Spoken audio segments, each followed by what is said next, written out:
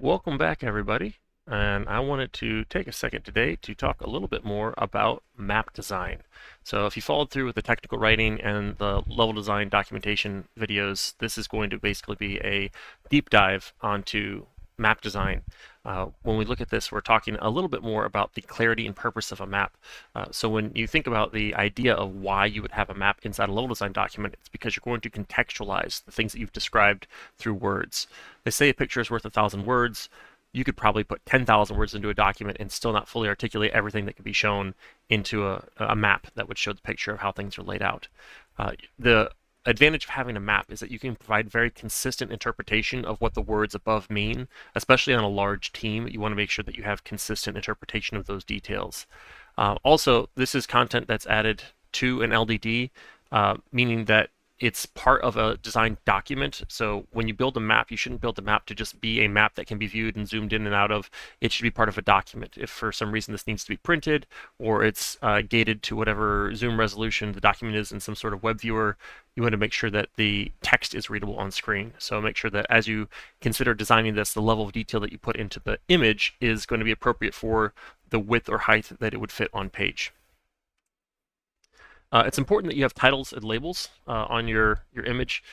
So when you think about that idea of having a game that has 30 or 40 maps in it, the levels are going to be named distinctly so they can be referenced appropriately, both by the design team and by anyone who's going to be coding the sequence of level loads. So to have the map in the documentation properly reflect the actual name and have that on the document, it'll reduce confusion and allow people to have a more clear way of describing what it's they're working on. Inside of the map itself, you should name every area, even if it's hallway A, hallway B, room 1, dorm room 2, office 3, something to make it distinct from other locations so they can be discussed critically. If you have a level design lead, someone's going to review the map, they say, hey, the layout of Office 3 should really be facing east. We're changing the direction the sun's rising, and if you want to get the shadows you're describing here, the map needs to be reoriented in this way, or this room specifically to face that direction. So they can reference it very specifically to give you the type of feedback that is going to be most germane, rather than being like, oh, the office with the lights in it, right? And then you got to go figure out which office they're talking about. You should have grid and scale. So there's a lot of text on screen here, but thinking about the grid is the way that you relate the size of the world. So if you change the scale reference, which is what's in the legend or at the bottom of the map, you're changing how the grid is being interpreted. It's just like if you're looking at an image of a schematic for a ship or an airplane or a train, and it says, a 1 to 65 ratio. So 1 inch on page is 65 inches in real world. So you get the proportion of how big that is. And if you show the grid as 1 square equals 5 units, that's very different than 1 square equals 500 units. It's going to make a very big difference in how far the players be walking between spaces, how large the things look architecturally, how you populate the space. So just make sure that your sense of scale is appropriate in that context. The grid shouldn't be too aggressive in terms of its visible contrast. You don't want to overpower the line weights of the details going on in the background, but then you also want to make sure that it's not hard to discern where the lines are if there is a busy image going on. So it's finding that nice balance of contrast. It's a little graphic design consideration so that it is present but not dominant on the page. The grid should be visible on the gameplay space, but just because you can put a grid over the entire page doesn't mean you should, specifically not over the written details. See this happen a lot where people will make a grid, feel really good about the size of the grid, and forget to mask it out from the legend or from the title or from any of the labels. That makes the scene a little bit harder to read and it looks messier. The scale reference, ideally, the way that you're building your map is based off of a practical metric that's going to be used in Engine. If you're using Unreal Engine, you can make whatever grid units you want, but the idea that you're using some standard form where people don't have to modify their engine setup is kind of nice for a designer to say, okay, I understand the thing is built off of a 25 grid or a 50 grid or a 100 grid, and they can start to conceptualize space and size around that based off of their experience. It should be presented in the legend, not at scale. Don't draw a square in the legend, but literally copy a square from the grid that's on the map to the legend, and that way you have an exact one-to-one representation. If you find that your grid is very small, get a group of the squares, like a 2x2 or a 3x3 group of squares, and then label that at the appropriate size, and they can make the discernment of how big a single square is based off of that. And it shouldn't be scaled up from the map space, so make sure that there's no risk of confusion.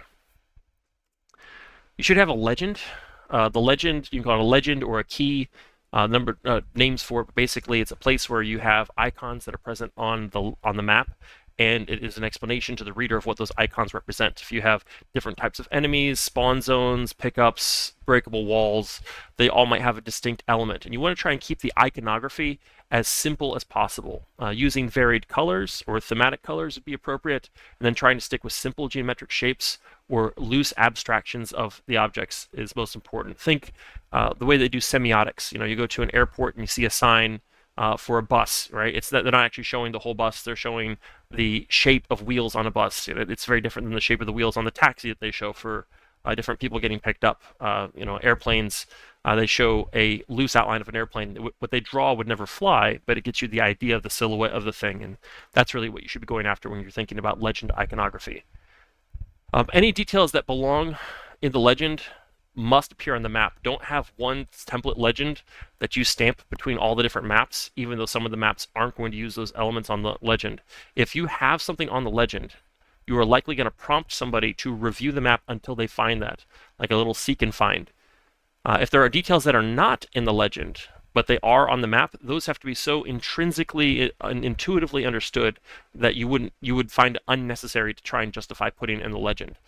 Things like a representation of stairs or a doorway or some sort of like couch furniture, things like that. Like that's clearly a couch. If I look at the line weights and the orientation, those are cushions. That's the arm. That's the back.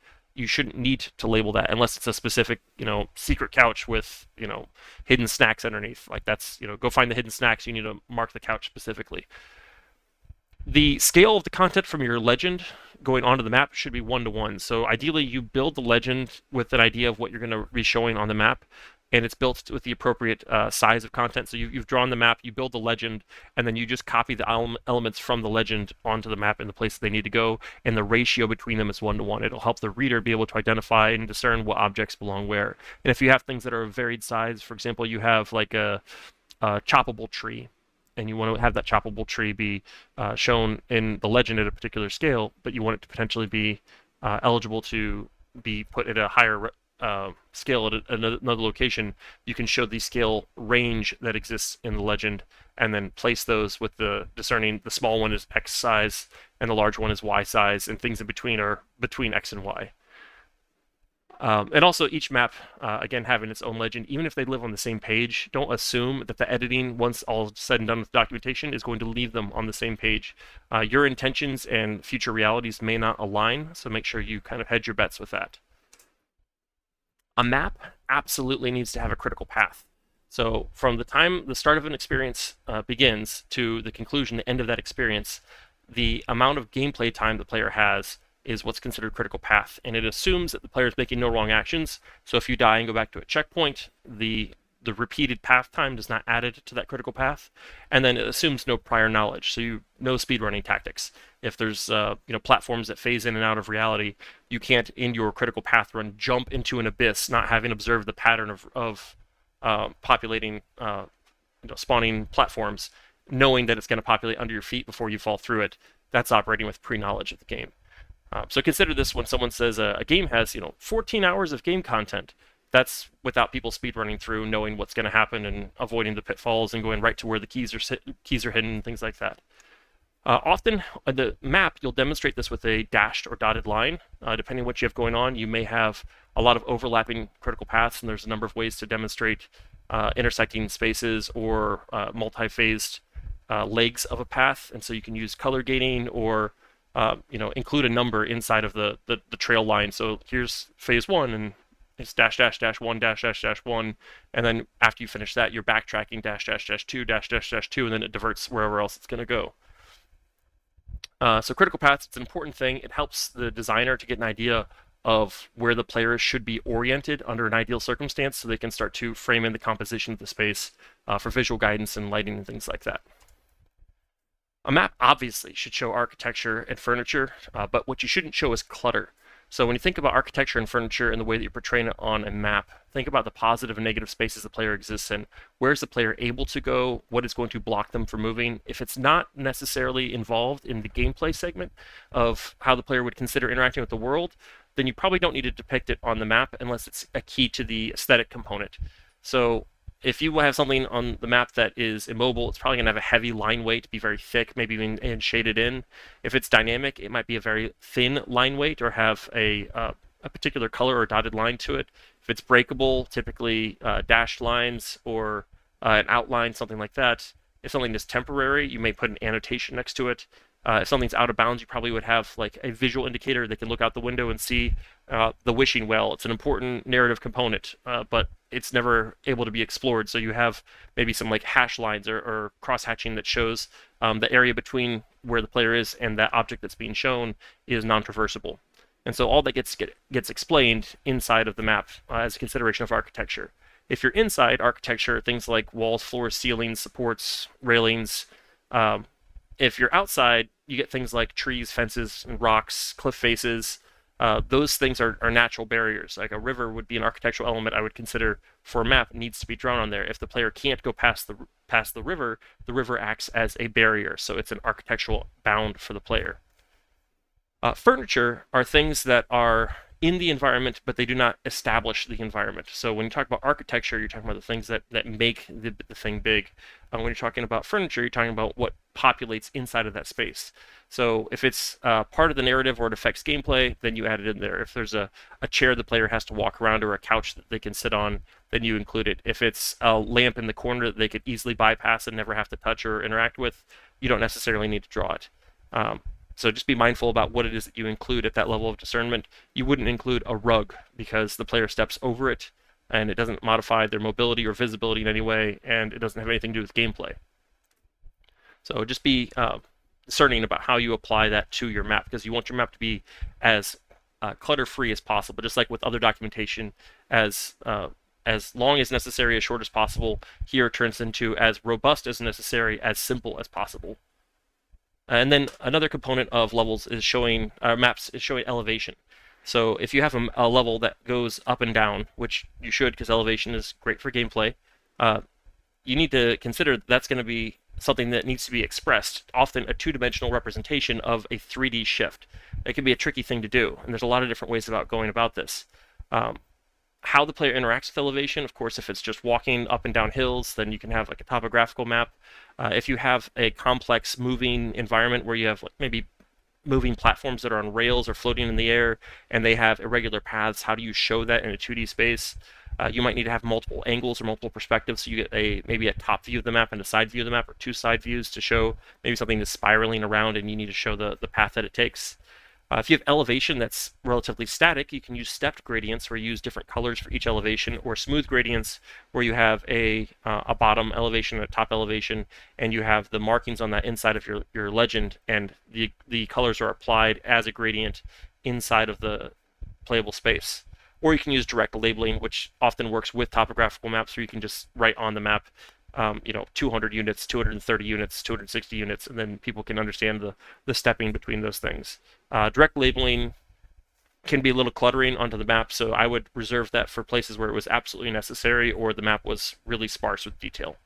So every map is going to have a different ideal for how it represents elevation, but consider all those as potential avenues for how to demonstrate elevation to the reader. It will come up that occasionally you will need to create multiple maps. So if you have a complex map, you may provide an overview map that will show the way that all the spaces are connected, and then you'll highlight a portion of that map and do a breakout map that shows the details of that space with the image blown up to occupy a larger portion of the page. So you could have a facility that has a multiple floor overview taking up 3 maps, and each floor has 4 or 5 breakout maps. And so you'd want to consider that each map has its own legend, its own critical path. It's going to have any annotations that are relevant to that whole thing, but you may show a different level of detail. Maybe on the overview map, you don't show any furniture or doors. You just show the rooms with their names. And then when you go to the breakout map, you can show furniture and placement of pickup items and enemy spawns and things like that. So always think about the page space and how you're going to order the information. You can have all the information together, but what you don't want is for the reader to have to flip back and forth kind of arbitrarily to get through that to understand what it is that's being presented to them. And then it is also okay, even if you have just one map and you don't have, or one level that doesn't have an overview, but you want to have detailed breakdowns, you can always end one map by having like this door connects to space A, and on another map, that's space A, and you can label those things. So this goes to the kitchen, and this goes. This is in the kitchen. You have the door, same door, and it says to the living room, and then it connects the two together. With all of this in mind, consider that again, single one-off levels and then collaborative levels across a larger game. They're going to produce different levels of iteration, and so you should be thinking about editing when you go to build these documents. Building the image, you're going to want to be careful that you're able to go back and modify things without having to manually push pixels around. So this is where it comes to using non-destructive editing. If that's a new concept to you, then just consider there are ways in which you can modify things or build things that will allow you to change them later without affecting anything else. So non-destructive edits allow you to kind of undo your changes without destroying pixels or creating data. You're just modifying which data is exposed or what things are masked in or out. Parametric shapes and objects helps you to move things around. Photoshop uses things like pen or path tool, using shapes to be able to push and pull vertices rather than having to redraw entire arcs with raster details. And then proper labeling. If you have a Photoshop file that is filled with 57 new layers called layer 1 through layer 57, that's going to be very hard to discern which one you need to edit to get to the thing you're after. So creating good groups, labeling those appropriately, creating good layer names, labeling those appropriately, it will allow you to get back and make modifications relatively quickly, or to duplicate and alter to create new concepts and new versions. A principle in design is it's always easier the third time. So if you didn't go through and do non-destructive methods for constructing it, just know that building the map again from scratch, you'll be a little bit faster, a little bit wiser, and hopefully make some changes that will allow you to do more parametric and non-destructive edits in the future. An example of the previous map that we had been working with, we had kind of described this level in one of our previous documentation videos. This courtyard fountain describes the player starting off in a west corridor of an alley, approaching a fountain, finding a bucket, and then going to a place and depositing the bucket. You'll notice that I have the label for, or the title for the map. I have the labels for each of the relevant areas. I have a legend that is named on its own. I have the scale reference that's tied to the grid. And you'll notice the grid, it's present if I want to use it, but it is not overpowering. It's not competing with the lines I'm using for stairs.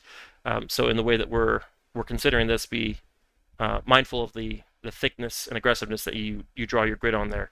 In most editing softwares, they have a grid that is built into the editor, but it will not export with the image, so you typically have to draw your own grid. I'll make a video for Photoshop to show you how to do things like that and some of the tricks of how I've constructed this map and some other ones.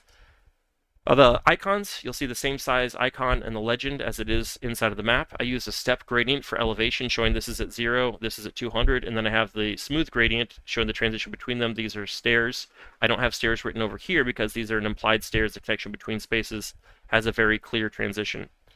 I have my aggregate path. I mentioned there were a few different ways for how you can get a critical path to be shown. If the player is revisiting some hub spots or target spots multiple times, you can just put a circle around them and then annotate. I have the A and the B, and I'll put an annotation below that describes players fill up buckets at A, players deliver waters to B, and then I don't need to draw the line back and forth to here 3 times and in and out of here 3 times. I can just say this area goes to this area, and each of these areas get to the buckets.